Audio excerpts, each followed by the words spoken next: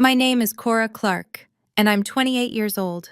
This past weekend, my parents made me cook and clean for my sister's birthday party, 50 guests, the entire weekend, completely alone. I prepped food for 3 days straight, barely slept, and by Saturday afternoon I was so exhausted I could barely stand. When I finally asked my mother for help, she didn't just say no. She laughed. Then, in front of a room full of guests, she said, "You're the only one without a real job. You have the time." What my mother didn't know was that I'd just signed a contract worth more than my sister makes in a year. And what none of them knew was that my new CEO was standing in that room, listening to every single word. Before I tell you what happened when I set down the dishes and walked out, please take a moment to like and subscribe, but only if this story truly speaks to you. Drop your location and local time in the comments. Here's how one weekend changed everything. It started 2 weeks before Madison's party, with a text from my mother at 9 p.m. on a Tuesday. "Madison's birthday is coming up. She's very busy with her big case, so you'll handle everything. 50 guests. I'll send you the details." Not a question, a directive. I stared at my phone, sitting in my tiny apartment surrounded by 3 monitors displaying the brand concept I'd been refining for Meridian Corporation. The initial presentation was in 4 days. I'd been working 16-hour days for a week straight, barely sleeping, living on coffee, and the kind of focused intensity that happens when you know you're creating something extraordinary. I typed back, "Mom, I'm in the middle of a major project. Can we talk about—" Her response came before I could finish. "Honey, you work from home. You have flexibility. Madison is in court all week and has partner review coming up. This is what family does." There it was. That word. Flexibility. It was her code for, "Your work doesn't matter as much as Madison's." This wasn't new. Last Christmas I'd cooked for 23 people while Madison mingled with relatives, accepting compliments on her career. At her law school graduation, I designed and printed 200 programs, stayed up all night making centerpieces, and arrived at the ceremony to hear my father tell someone, "Madison organized all of this herself. Such a capable girl." When I'd quietly mentioned I'd helped, Mom had patted my hand. "Well, you had time to help, didn't you?" I looked at the Meridian email sitting in my inbox. Subject line, "Final review meeting, Thursday 2 p.m. Prepare for executive board." I had 4 days to perfect a presentation that could change my entire career. But I texted back, "Okay, send me the details," because that's what I always did. The grocery list arrived at midnight. 3 pages. Appetizers for 50, a full dinner menu, and a dessert spread that required ingredients from 4 different stores. At the bottom, "Madison wants everything elegant but approachable. You know what I mean. Thanks, sweetie." Wednesday, I drove to 3 grocery stores before my workday even started. The Meridian presentation was tomorrow, and I still hadn't finalized the color palette for their brand guidelines. Thursday morning, I was on a Zoom call with Meridian's executive team, presenting my concept while downstairs, ingredients for 50 people sat in my parents' refrigerator, waiting. The CEO, Christopher Hayes, appeared on screen for the first time. Mid-50s, sharp suit, the kind of presence that makes everyone sit up straighter. "Ms. Clark," he said, studying my presentation with genuine interest, "this brand narrative is exceptional. You've captured exactly what we've been trying to articulate for 3 years." "Thank you, Mr. Hayes. I'm going to be in your city this weekend. Family obligation. We should meet in person to discuss the contract details." My heart jumped. "I'd love that, but I have a family commitment Saturday." "Sunday then?" "Saturday is— it's all day. My sister's birthday party." "Ah," he smiled. "Family comes first. I respect that. Actually, I'll be seeing an old college friend Saturday, Robert Clark. Any relation?" The room seemed to tilt. "That's my father." Small world. Well, perhaps I'll see you there. The call ended. I sat staring at my screen, trying to process what had just happened when my phone buzzed. Madison. "Did you get organic eggs? The regular ones make the soufflé taste cheap. I hadn't even known she wanted soufflé. Nobody had asked if I could make soufflé. Saturday morning, 7 a.m. I'd been in my parents' kitchen since 6, prepping vegetables, marinating meat, setting up the coffee service. Madison came downstairs at 10 in silk pajamas, her hair in rollers. "Morning?" she said, pouring herself coffee from the pot I'd made. She frowned at the menu list on the counter. "Actually, I forgot to tell you, 3 of my guests are keto. Can you do something without carbs?" I looked at the lasagna I'd assembled at midnight. "Madison, I bought all the ingredients based on your menu." "I know, but Mrs. Patterson is really important. She's deciding on partner promotions next month." She said it like I was being difficult. "You're creative. Just improvise something." "I need to go buy different groceries then." "Great. Can you also grab champagne?" "The good stuff, not that Prosecco Mom drinks." She left before I could respond. Mom appeared in the doorway. "You're not dressed yet? Guests start arriving at 2. "I'm cooking, Mom. I'll change before they get here." "Well, don't take too long. You know how you get distracted." She grabbed her purse. "I'm going to help Madison get ready. Oh, and the bathrooms need cleaning. The cleaning lady canceled." She was gone before I could point out that I'd been working since 6 a.m. At noon, I was running to the grocery store for keto ingredients, still wearing the clothes I'd slept in. At 1:30, I was back in the kitchen, assembling a last-minute caprese salad while the main course simmered. At 1:45, I heard laughter from upstairs. Madison and Mom, doing her makeup, music playing. At 2 p.m., the doorbell rang. I was elbow-deep in raw chicken, my hair in a messy bun, wearing an apron splattered with tomato sauce. 50 guests were about to arrive, and I hadn't even showered. By 3 p.m., the house was full of people I didn't know, wearing clothes I couldn't afford, discussing careers I wasn't part of. I moved through them like a ghost, refilling drinks, collecting plates, retreating to the kitchen every few minutes to check timers and stir pots. In the bathroom, the only place I could lock a door, I finally looked at my phone. 7 missed calls from a number I didn't recognize. A voicemail from Sarah Chen, Christopher Hayes' assistant. "Ms. Clark, Mr. Hayes would like to confirm Sunday's meeting to finalize your contract. Please call back at your earliest convenience. He's very eager to move forward." Contract. The word hung in my head as I washed my hands and returned to a kitchen full of dirty dishes. This wasn't new, I realized. This exact feeling. Invisible. Interchangeable. Useful only for what I could provide. At my college graduation, I'd been the one taking photos of Madison with our parents, even though we'd walked the same day. Madison's degree was in pre-law. Mine was in design.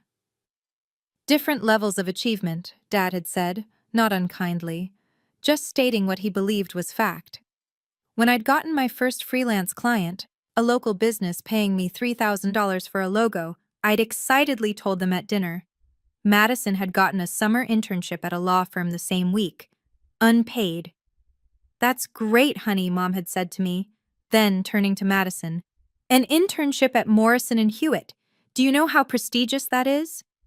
My $3,000, which had taken me 2 weeks of intensive work, disappeared into the space between courses. If I stayed quiet now, if I kept being helpful and flexible and available, I would be here forever. The daughter who had time, who could always help, whose work could always wait, because nobody actually believed it was work. I was arranging appetizers when a kind-faced woman in her 60s approached the kitchen. "Dear, these look beautiful. Did Madison hire a caterer?" "No, I made everything." "You did?" Her eyebrows rose. "All of this? Are you a professional chef?"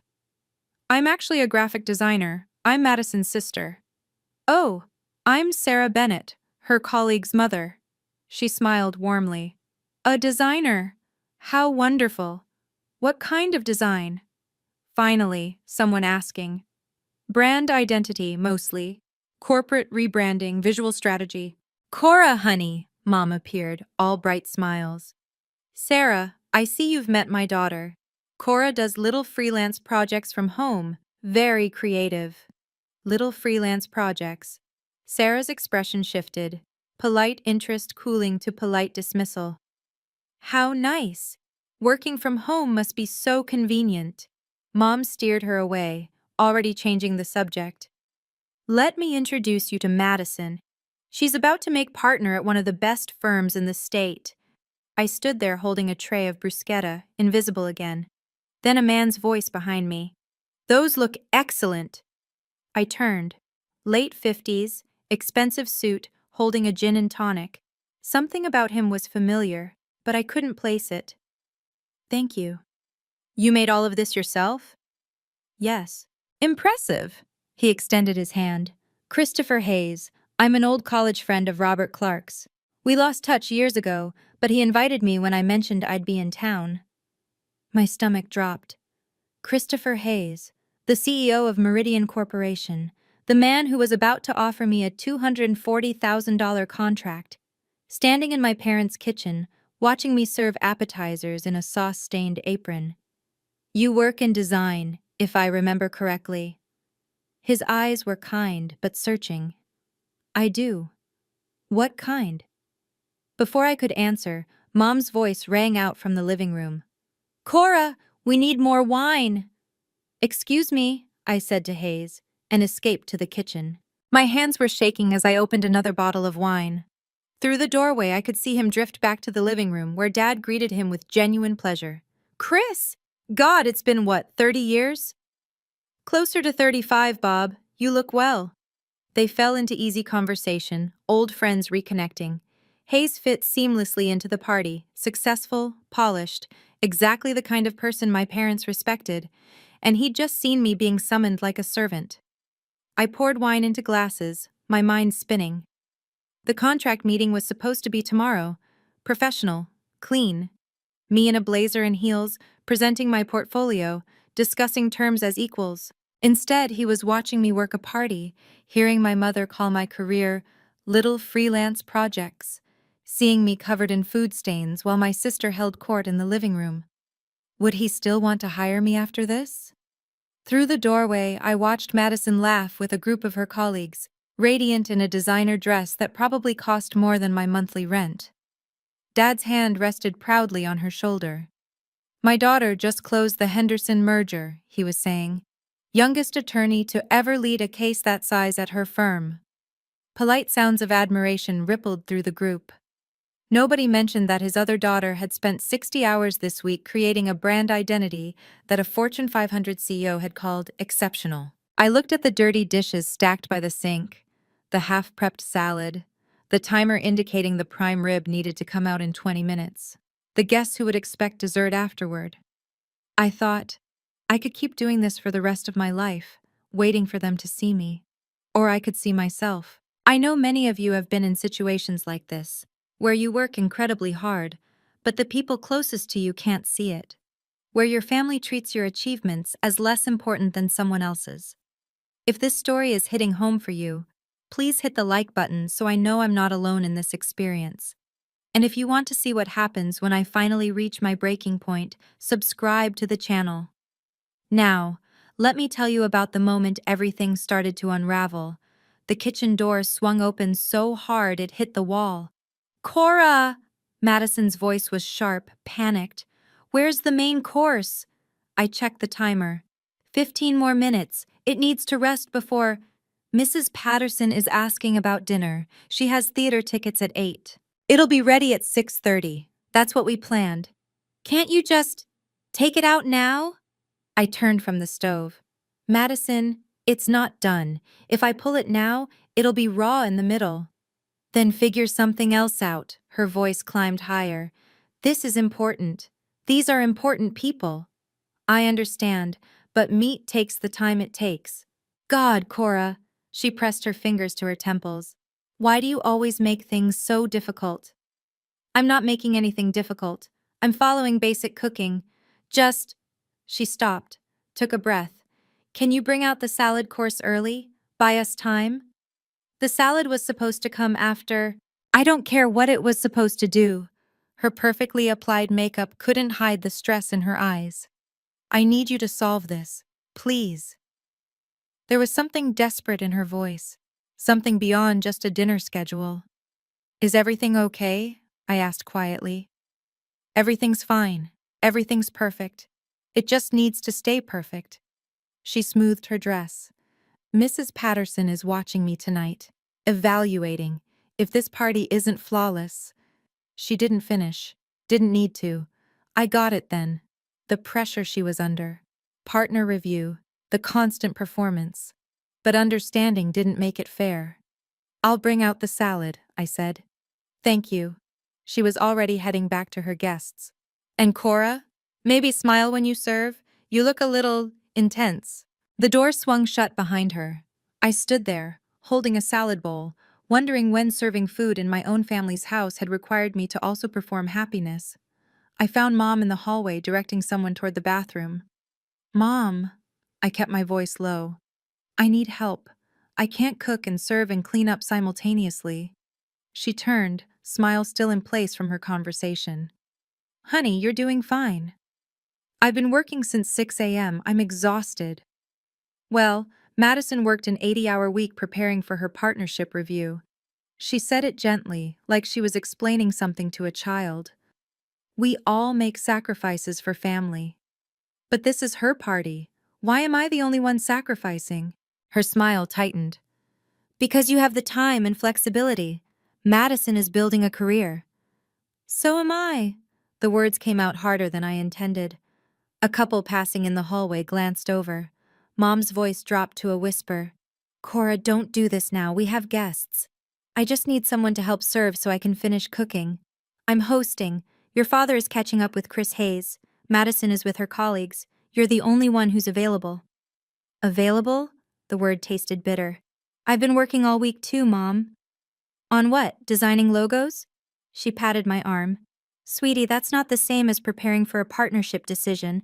Madison's entire future is riding on. What about my future? A beat of silence. Then Dad appeared, uncomfortable. Everything okay here? Everything's fine, Mom said quickly. Cora's just feeling a little overwhelmed. You're doing great, kiddo, Dad said, not quite meeting my eyes. Just power through. It's almost over. He guided Mom back toward the living room, leaving me standing in the hallway. Through the kitchen door, I could hear a timer beeping. The prime rib. Finally ready. I went to pull it out and found the edge burned black. I'd been gone too long. I was frantically cutting away the burned portions when I heard Mom's laughter from the living room. The kind of performative laugh she used when she wanted everyone to pay attention to what she was saying. You should see Cora's apartment, she was telling someone. Just covered in sketches and fabric samples. She's very creative. Always has been. Warm, affectionate. The voice she used when she was proud. I paused, knife in hand, waiting. We always thought she'd grow out of the art phase, Mom continued. But she's still at it. Freelancing from home, making her little designs on the computer. There it was. Linda, graphic design is a real profession, someone said. I didn't recognize the voice. Oh, of course, I'm sure it is. I just mean it's not like Madison's career path. You know, structured with benefits and retirement plans.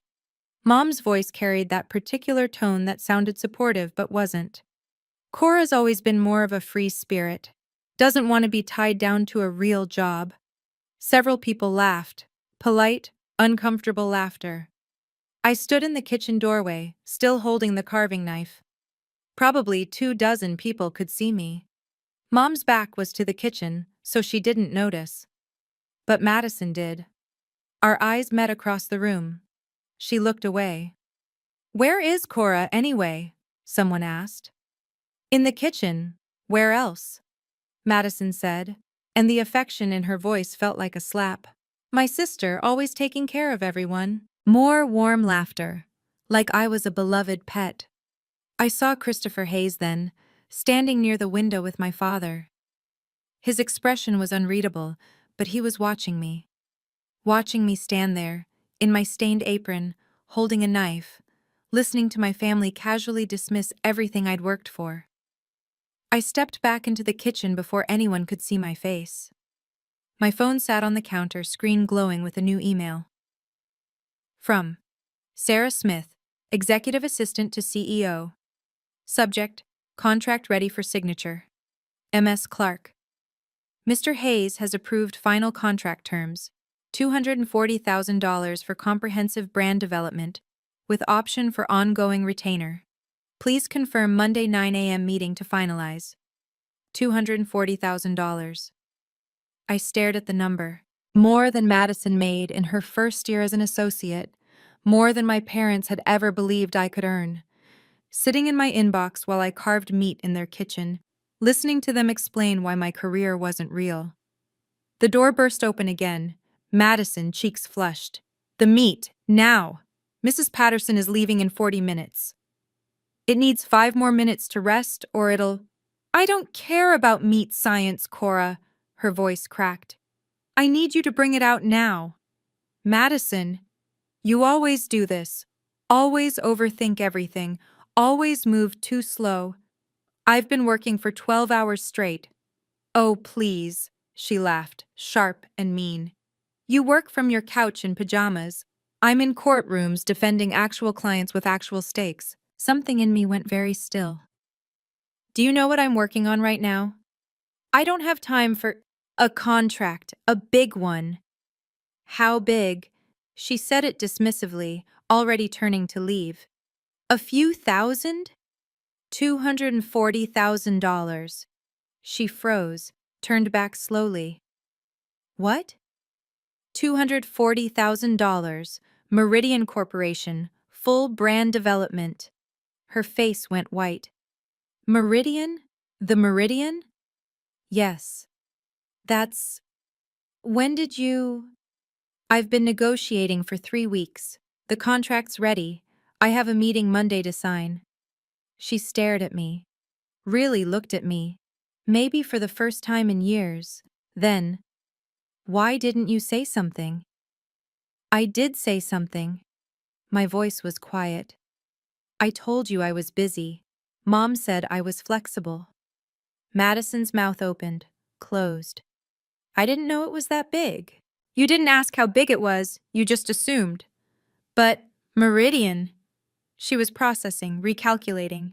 That's the firm that does all the major corporate rebrandings in the region. They did the Thompson Industries makeover last year. I know, I'm doing their next one. Jesus, Cora. She sat down on the kitchen stool, stunned. That's bigger than most of my cases. Is it? I heard the edge in my own voice. Because 5 minutes ago, you said I work from my couch in pajamas. She flinched. I didn't mean— Yes, you did. Silence between us, broken only by the timer beeping. The meat, finally ready. You're still going to serve it though, right? Madison's voice was smaller now. Mrs. Patterson is still out there. I stared at my sister. Even now, even after learning I'd just secured a contract that would change my entire financial life, she was asking me to serve her dinner party. Please, she added. I know I didn't know. But there are 50 people out there and you need this to go well for your partnership review. Yes. I looked at the perfectly cooked prime rib. At my sister, still beautiful in her designer dress, still desperate for approval from the same people who were casually dismissing me in the next room. Part of me wanted to help her. The same part that always helped, that always accommodated, that always made myself smaller so others could shine. But that part was getting very tired. I'll bring it out, I said finally. But Madison, this is the last time. I carved the meat onto a serving platter, arranged it with the roasted vegetables I'd prepared that morning. Despite everything, it looked beautiful, professional, the kind of presentation that showed care. I carried it out to applause, actual applause, like I was serving at a restaurant. This looks amazing, someone said. Cora, you've outdone yourself, Dad added, beaming. I set the platter down. Nobody said thank you. The applause was for the food, not for me. I turned to go back to the kitchen. Ms. Clark? Christopher Hayes stood in the hallway, away from the main group. Close enough to talk, far enough for privacy. Mr. Hayes, my heart was pounding. I'm sorry about all this. I didn't realize you'd be here. Don't apologize. His voice was kind, but his eyes were sharp, evaluating. I wanted to speak with you briefly if you have a moment. I'm just, I'm helping with the party. I can see that. A pause. I didn't realize the Ms. Clark I've been working with was Bob's daughter. It's a small world. Indeed. He glanced toward the living room, where my parents were serving themselves from the platter. I heard some of the conversation earlier, about your work. My face burned. They don't really understand what I do. That must be difficult. It is what it is. Ms. Clark, Cora, if I may. He leaned slightly closer. I built Meridian from nothing. My family thought I was insane to leave law school for marketing. They didn't speak to me for 2 years. I looked at him, really looked, saw something I recognized. When did they come around? I asked. When I stopped waiting for them to. He smiled, sad and knowing. Your contract is still valid. Monday, 9 a.m.? Yes, absolutely. Good, because your portfolio speaks for itself. A pause. You shouldn't have to prove yourself in your own home. Thank you, I said quietly. That means a lot, especially right now. Hayes nodded toward my parents. Bob was always brilliant with numbers, but terrible at seeing outside his own framework. If it wasn't accounting or law, it didn't quite register as real work to him. That hasn't changed. I imagine not. He paused. Can I tell you something I learned too late? Please. Talented people often get punished for being capable. You're good at cooking, so they ask you to cook. You're flexible, so they assume you have infinite time. You don't complain, so they think you don't mind. His eyes were steady on mine. But capabilities shouldn't be confused with obligations. I felt something loosen in my chest. Someone finally understood. The contract we're offering isn't charity, he continued. You're the best designer we interviewed, by a significant margin. Your work is extraordinary, and I need you to know that before you walk back into that kitchen. I needed to hear that, I whispered. You deserve to hear it. He checked his watch. I should get back to Bob before he thinks I've abandoned him. But Cora, whatever happens tonight, remember, your value doesn't depend on whether they recognize it. He walked back to the living room, leaving me standing in the hallway. Through the kitchen door I could see dirty dishes piling up. Dessert still needed to be plated, coffee to be made, another 3 hours of work at least. From the living room, Mom's voice. Cora, honey, some of us would like coffee. Not, could you make coffee when you have a moment? Just an assumption, an expectation. I looked at my phone. 6:47 p.m. I looked at the kitchen. I thought about what Hayes had said. Capabilities shouldn't be confused with obligations. And something in me shifted. I walked back to the living room.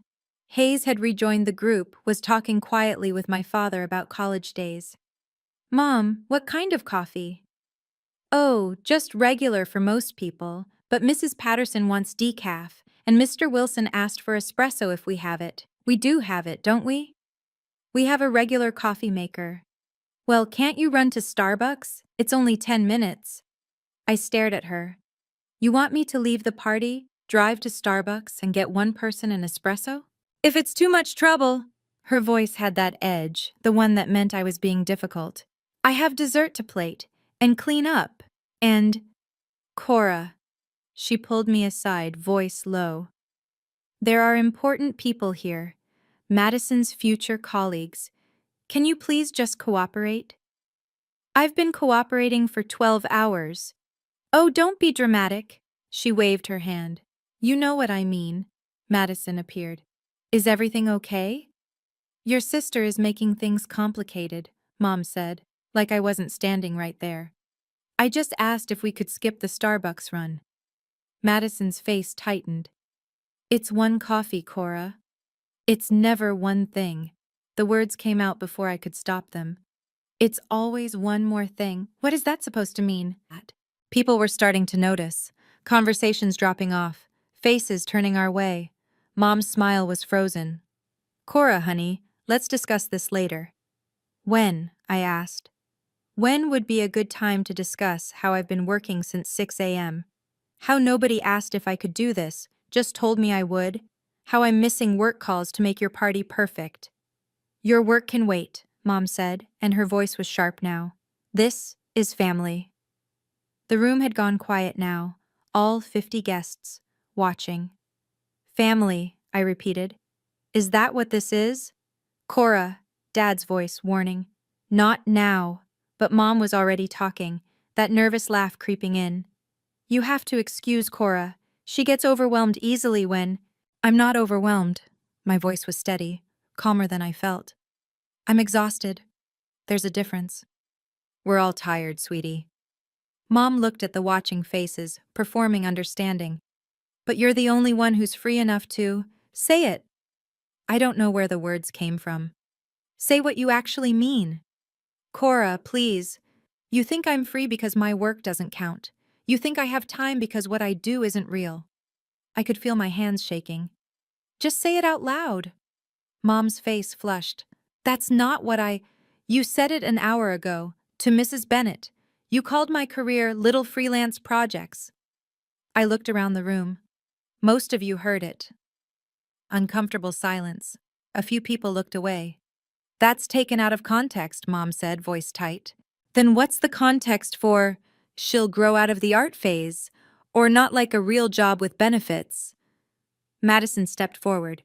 Cora, you're being unfair. Mom didn't mean… I know what she meant. I turned to Madison.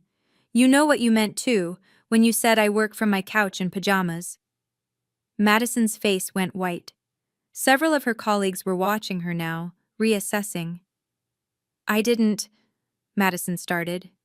You did, 30 minutes ago, in the kitchen. Mom's laugh was high, brittle. This is ridiculous. We appreciate everything you've done today, but you're clearly overtired and… I'm done, I said. Done with what? Mom's voice climbed higher. All of it. I pulled the apron over my head. The cooking, the serving, pretending this is normal. Cora. Dad stepped forward. You're upset. Let's talk about this privately. I've tried talking privately. You told me to power through. Because that's what adults do. Mom's composure was cracking. We don't throw tantrums when things get hard. This isn't a tantrum. This is me stating a boundary. A boundary?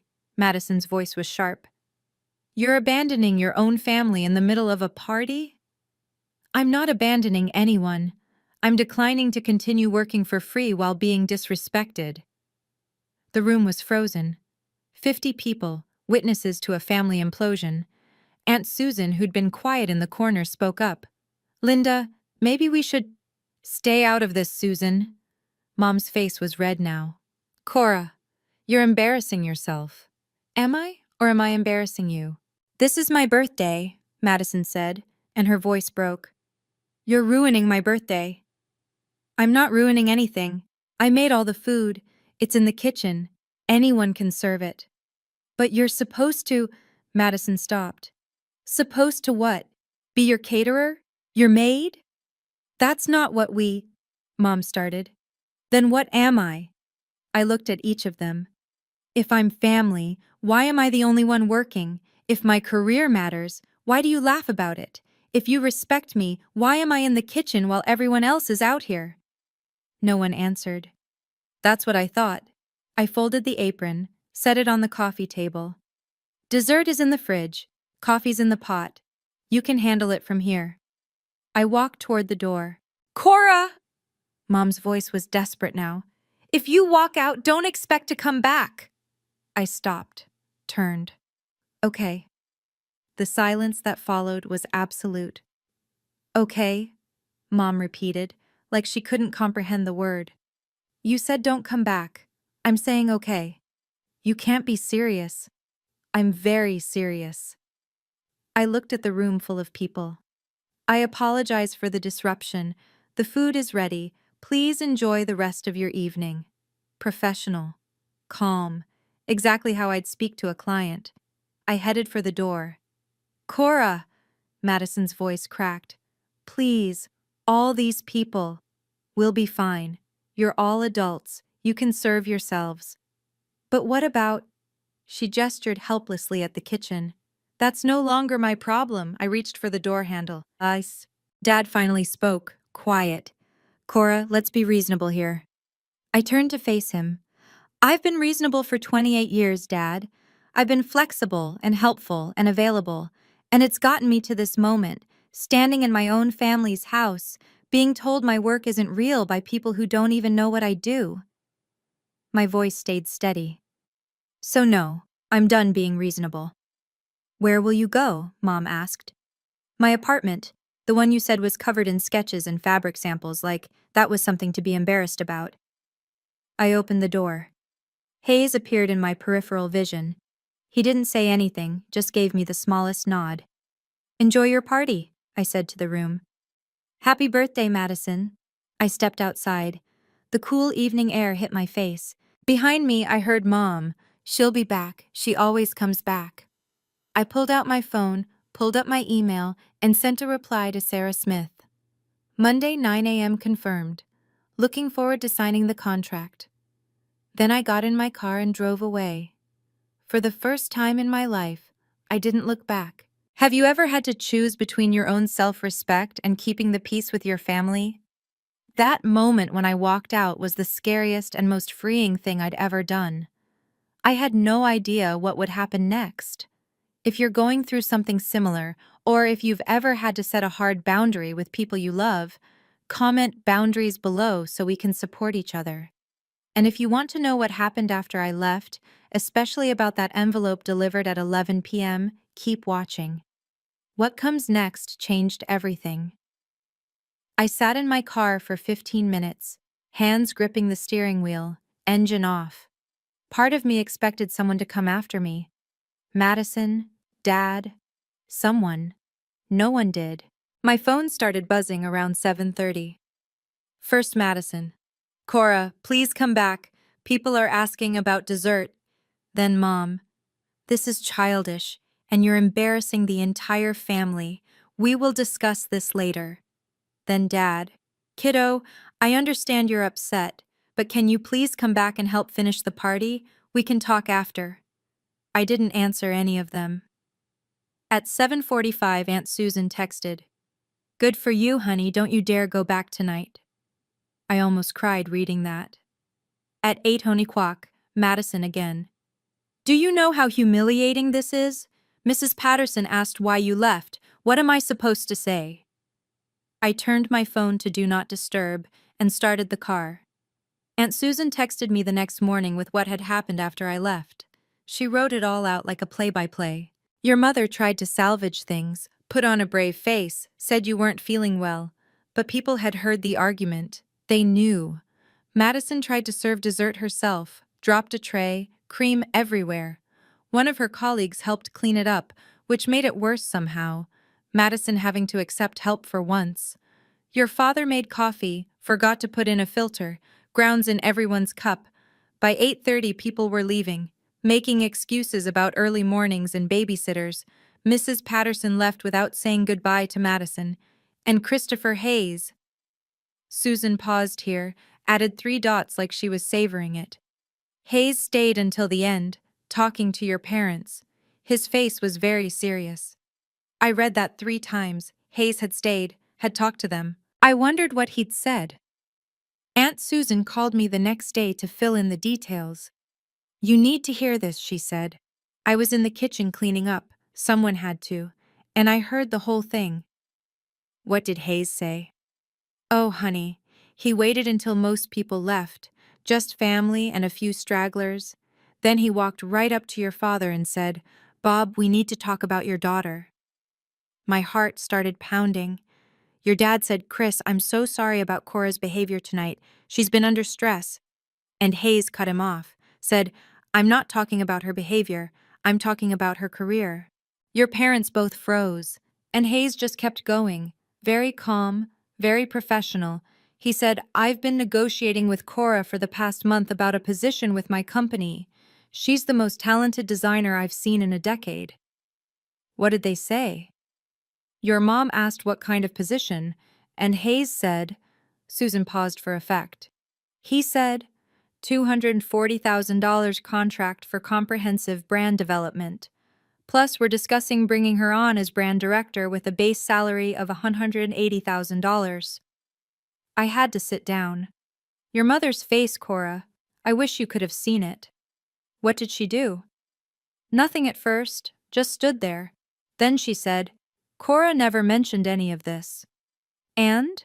Hayes looked at her, and I swear it was the coldest professional look I've ever seen, and he said, she tried to. I heard you tell someone her work was a little freelance project she'd grow out of. Dead silence, Susan said. You could have heard a pin drop. Madison tried to explain. We didn't know it was that significant. And Hayes said, you didn't ask. What happened then? I asked. Mrs. Patterson was still there, Susan continued. She'd been putting her coat on by the door, but she stopped when Hayes started talking. And she turned around and said to Madison, You didn't know your sister had secured a 6-figure contract? Oh my God. Madison tried to recover, said something about you being private, keeping things to yourself. And Mrs. Patterson said, and I quote, or perhaps you didn't ask because you'd already decided her work wasn't worth asking about. I could hear the satisfaction in Susan's voice. The 3 other people who were left, people from Madison's firm, they were all listening. One of them said, Meridian Corp is one of the most selective agencies in the region. That's incredibly competitive. Your father finally found his voice. Asked Hayes how long he'd known you were his daughter. Hayes said he'd realized it today, at the party, that he'd come to reconnect with an old friend and discovered that friend's daughter was the brilliant designer he'd been working with. What did Dad say? He said, I had no idea Cora was doing work at that level. And Hayes, God, I loved this. Hayes said, that's because you never asked what level she was working at. You just assumed it was beneath you. He said that? Word for word, in front of everyone. There was a pause. Then Susan added quietly, Mrs. Patterson pulled Madison aside before she left. I couldn't hear everything, but I caught the words judgment and leadership concerns. Madison's face was white. What does that mean? It means, Susan said, that Madison's partnership review just got a lot more complicated. By Sunday afternoon, it was on Facebook. Not from anyone in my family, they would never. But one of the guests, someone I didn't even know, had posted, attended the most uncomfortable party last night, watched a family treat their talented, hard-working daughter like hired help, then act shocked when she finally stood up for herself. Here's a reminder. Just because you don't understand someone's career doesn't mean it isn't valuable, especially when they're literally serving you dinner while managing a 6-figure contract. Do better, people. No names, no photos, but enough detail that anyone who'd been there would know. The post had been shared 247 times by the time I saw it. The comments were brutal. This is why talented people go no contact with their families. I guarantee the parents are the type to brag about her success now. The sister sounds insufferable. Hope the partnership was worth it. Madison called me for the 20th time. I finally answered. Did you see it? Her voice was ragged. I saw it. People from my firm liked it, Cora. My colleagues. They know it's about us. I didn't write it. But you know what people are saying? They're calling me entitled, saying I exploit family labor. She was crying now. Mrs. Patterson emailed me, said we need to meet Monday about leadership concerns. Part of me felt guilty. The part that had been trained to prioritize Madison's feelings over my own needs. But a larger part of me felt nothing at all. I'm sorry that's happening, I said carefully. Are you? Because you walked out knowing this would happen. I walked out because I couldn't stay. What happened after isn't something I controlled. But you could fix it. You could post something, explain. Explain what, Madison? That you didn't mean to treat me like staff? That it was an accident you called my work a joke? Silence.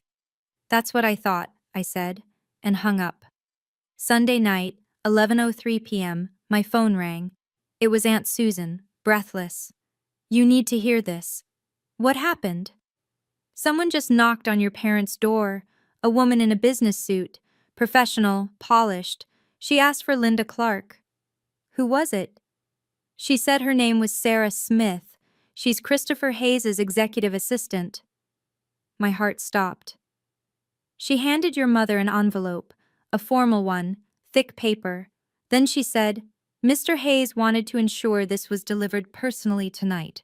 It concerns Ms. Cora Clark. What's in it? I don't know yet. Your mother's still standing in the doorway holding it. She looks terrified. Is it about the contract? Sarah didn't say, just delivered it and started to leave. But then Madison ran to the door and asked what it was about, and Sarah turned back. I was gripping my phone so hard my knuckles were white. Sarah pulled out her tablet and read from it. Very formal, very professional. She said, Mr. Hayes wishes to inform the Clark family that Ms. Cora Clark will begin her position as brand director of Meridian Corporation this Monday. Starting salary is $180,000 annually, plus performance bonuses. Mr. Hayes wanted to ensure the family understands the significance of her role. Oh my God! Your mother actually swayed, like she might faint. Your father had to steady her. What did Sarah say then? She said, Mr. Hayes also wanted me to convey that he was impressed by how Ms. Clark handled herself under pressure. He believes that someone who can set clear boundaries in her personal life will excel at protecting the company's brand integrity. Then she handed over the envelope and left. What was in the envelope? Hold on, they're opening it now. It's the contract, Susan breathed. A copy of the full contract, with a note. What does the note say? Mr. and Mrs. Clark, your daughter is one of the most gifted professionals I've had the privilege to work with. I hope you're as proud of her as I am to have her on my team. Regards, Christopher Hayes. I heard something crash in the background of Susan's call. What was that? Your mother dropped a glass. She's crying. Actually crying. Susan's voice was awed. Madison picked up the contract. She's reading through it. I can see her face. Cora, she's devastated. Why? Because it's real. All of it. The salary, the position, the scope of work. It's not some small freelance gig. It's a major corporate role. Susan paused. Your father just said, she's making more than Madison. What did Madison say? Nothing. She's just staring at the contract. And Mom? She's looking at the note from Hayes, reading it over and over. She keeps saying, we didn't know. We didn't know. They didn't ask, I said quietly. Exactly what Hayes wrote in his note. There's a PS at the bottom. In my experience, the most talented people are often the most underestimated by those closest to them. Perhaps because excellence in unconventional forms makes us question our own assumptions. Susan laughed, sharp and delighted. He's calling them out, professionally, politely, but definitely calling them out. What are they doing now? Your mother's trying to call you. Your phone's ringing? I looked at my screen, Mom's name lighting up. I let it go to voicemail. I need time, I told Susan, before I talk to them. Good, she said firmly. Make them wait. Like they made you wait for 28 years. By Monday morning, I had 53 missed calls. 20 from Mom, 15 from Dad, 18 from Madison. The voicemails ranged from apologetic to defensive to desperate. Mom. Cora, honey, please call me. We need to talk about this. I had no idea about your job, about any of it. Please. Dad. Kiddo, I'm proud of you. I should have said that years ago. Can we talk? Madison. Cora, Mrs. Patterson postponed my partnership review. She wants to see how I handle family dynamics first. Please, I'm sorry. I'm so sorry. I listened to all of them while getting ready for my 9 a.m. meeting with Hayes. Then I sat down and wrote an email. To all three of them.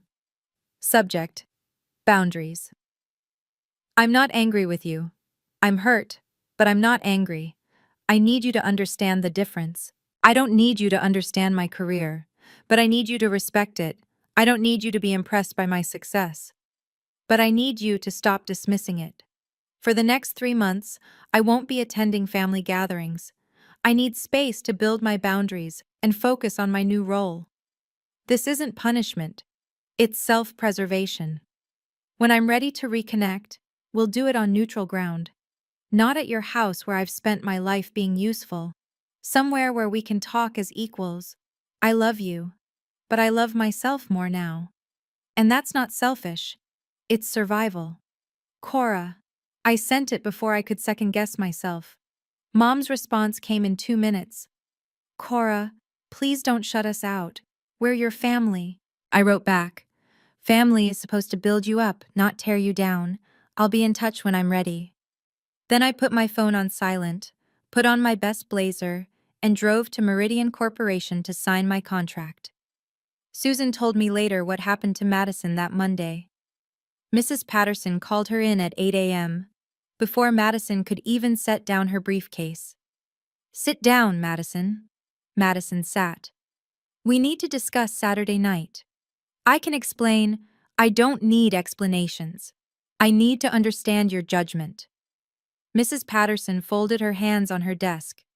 You treated a six-figure professional like household staff, in front of colleagues, in front of clients. I didn't know about her contract. That's precisely the problem. You didn't know because you didn't ask. You made assumptions about the value of her work based on… what? That it wasn't law? Madison's face went red. It was a family situation. And family situations reveal character. Leadership isn't just about winning cases, Madison. It's about seeing people clearly, valuing different kinds of expertise, understanding that there are multiple paths to success. A long silence. Your partnership review is being postponed 6 months. Madison's face went white. 6 months? You need to demonstrate growth in areas beyond legal skill. Empathy, collaborative thinking, the ability to work with diverse teams that include people who don't fit your narrow definition of success. But the Henderson merger was excellent legal work. No one's questioning your competence as an attorney. Mrs. Patterson's voice softened slightly. But partners represent our firm's values. Right now, you're showing us that you only value what looks like your own path. That's a problem. Madison left the office 10 minutes later. She called me immediately.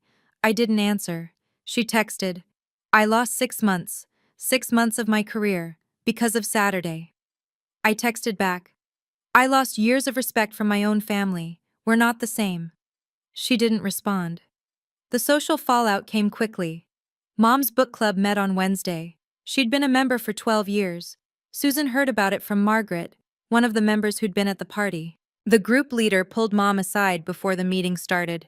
Linda, we think you should take some time away from book club. Just for a month or two. Why? Mom's voice was small. Several members were uncomfortable with what happened Saturday. The way you spoke about Cora. The assumptions you made. That was private. It was in front of 20 people. And the Facebook post made it public. The leader wasn't unkind, just firm. We think some space would be good. For everyone. Mom came home and cried for an hour. Dad had his own reckoning at the golf club. 2 of his regular partners canceled their Sunday game. The third showed up but spent the entire round talking about how proud he was of his daughter, an artist who'd just gotten her work into a gallery. Some people don't understand that success looks different now, the friend said pointedly. My daughter doesn't make what I made in accounting, but she's happy. She's building something. Dad was quiet the whole drive home. At the grocery store, they ran into the Pattersons. Mrs. Patterson gave a tight smile and kept walking. That was awkward, Dad said. Everyone knows, Mom whispered. The whole neighborhood knows we pushed our own daughter away. We didn't push. We did, Robert. We absolutely did. That night, Dad called me. I didn't answer. He left a voicemail. Kiddo, I've been thinking a lot about what I said when you were growing up, about real careers and stability. I was wrong. I'm sorry. Call me when you're ready. I saved the voicemail, didn't delete it, but I didn't call back either. Monday at Meridian felt like stepping into a different life. Hayes met me in the lobby personally. "Welcome to the team, Cora. Thank you for believing in me." "I don't believe in you. I know what you're capable of." He smiled. "There's a difference." He walked me to my office, not a cubicle, an actual office, with windows overlooking downtown, my name already on the door. "Your team is waiting in the conference room," he said. 12 people. They're excited to work with you."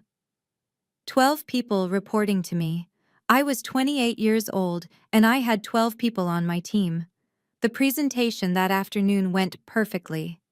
The board loved my concept, asked thoughtful questions, approved the full scope of work. One board member stopped me afterward. "Ms. Clark, how did you develop such a clear brand voice?" "I spent a lot of time figuring out what I wanted to say," I told him. "And then I learned to say it without apologizing." He smiled. "Keep that attitude." At 6 p.m., I returned to my new apartment. One bedroom, downtown, huge windows. I'd signed the lease 2 weeks ago but hadn't told my family, hadn't wanted to deal with the questions, the assumptions, the gentle implications that I couldn't afford it. I could afford it now. My phone buzzed. Aunt Susan. "How was day one?" I sent back a photo of my office view. She responded immediately. "That's my girl. Your mother asked if I'd heard from you." "What did you tell her?" "That you're busy building an empire," which is true. I smiled, set my phone down, and looked out at the city. For the first time in my life, I felt like I was exactly where I belonged. Not because anyone had validated me, because I'd validated myself. 6 weeks later, a letter arrived at my apartment. Handwritten. My mother's careful cursive. "Dearest Cora, I've started this letter 17 times. Each time, I want to explain, or justify, or make excuses. Your father keeps telling me to just apologize and mean it. So here it is. I'm sorry. I'm sorry I didn't ask about your work. I'm sorry I assumed my understanding of success was the only understanding. I'm sorry I made you feel invisible in your own family. I've been in therapy for 4 weeks now, learning why I valued certain careers over others. It's uncomfortable work, realizing your own biases, seeing how you hurt people you love. Your father and I have both been going. Madison too. We're not asking you to forgive us. We're not asking you to come back. We just wanted you to know we're trying to understand where we went wrong. If you're ever ready to talk, we'd like to meet. Wherever you're comfortable. Whenever you're ready. We love you. We're proud of you. We should have said both of those things every single day. Mom, I read it 3 times. Part of me wanted to crumple it up, to stay angry, stay distant, make them feel what I'd felt for so many years. But that wasn't who I wanted to be. A week later, I texted Mom. "Coffee, public place, 1 hour, next Saturday." She responded in 30 seconds. "Yes, thank you." "Where?" Saturday came. I arrived at the coffee shop first, chose a table by the window. Neutral territory, limited time, my rules. They walked in 10 minutes early, looking nervous. We all sat down. Nobody spoke for a full minute. Then Dad said quietly, "We're really proud of you, kiddo. I should have said that at your college graduation. I'm saying it now." I looked at my parents. Really looked at them. They'd aged in 6 weeks. Or maybe I was just seeing them clearly for the first time. "I need to set some rules," I said. "If we're going to rebuild this." "Anything," Mom said quickly. 1. I won't attend family events where I'm expected to work without being asked first. And I need to be asked, not told. They nodded. 2. My career isn't a topic for jokes or comparisons. What I do is as valid as what Madison does. "Of course," Dad said. 3. If anyone crosses these boundaries, I leave. No drama, no explanation. I just go. "We understand," Mom whispered. And 4. This rebuilding takes time. I'm not moving back into the family dynamic we had before. That version is gone. Silence. Then Dad reached across the table. stopped just short of my hand. "Can I?" he asked. I nodded. He took my hand. "We don't want the old dynamic back either. It wasn't fair to you. We're learning that now." We talked for an hour, not about the party, about the years before it, the patterns, the assumptions. "I thought I was being supportive," Mom said, "telling you to be creative, to follow your passion. I didn't realize I was also telling you it didn't count as real work." "Words matter," I said, "especially from family." 3 months later, Madison made partner. Her firm threw a celebration dinner. She called me personally to invite me. "No expectations. You don't have to help with anything. I just want you there." I went. We sat together, and she introduced me to her colleagues. "This is my sister Cora. She's the brand director at Meridian Corporation, probably the most talented designer in the region." She said it with genuine pride. We weren't perfect. We still had work to do. But it was a start. If you've stayed with me this far, thank you. Walking away from my family that night was the hardest thing I've ever done. But it taught me that boundaries aren't about being cruel. They're about being honest.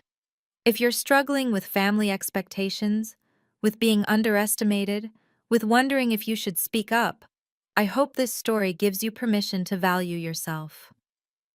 Comment: I see my worth if you're committing to respecting yourself the way I learned to respect myself. And if you want more stories about setting boundaries and finding your voice, check the description for my next video. I'll see you there.